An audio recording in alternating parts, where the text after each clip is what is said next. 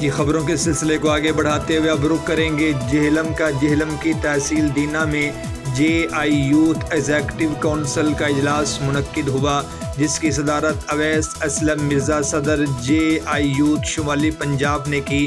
مزید تفصیلات محمد نبیل حسن کی اس رپورٹ میں۔ دینا کے نجی ہوٹل میں JI یوتھ ایگزیکٹو کونسل کا اجلاس منعقد ہوا، جس کا آغاز تلاوت قرآن پاک سے کیا گیا۔ اس اجلاس کی صدارت اویس اسلم مرزا صدر JI یوتھ پنجاب شمالی نے کیا۔ اجلاس میں امیر جماعت اسلامی ضلع جیلم ڈاکٹر قاسم محمود چودھری، سفیر حمزہ طاہر، صدر JI یوتھ ضلع جیلم سہیل اکبر، عبدالاسلام حبیب رضا بٹ، قبید سعید بلوچ، زید الاسلام سمیت دیگر JI یوتھ ضلع جیلم کے عہدیداران اور میڈیا نمائندگان نے شرکت کی۔ اجلاس میں اویس اسلم مرزا نے بات چیت کرتے ہوئے کہا کہ ان کے غلط فیصلوں کی وجہ سے حالات خراب ہوئے۔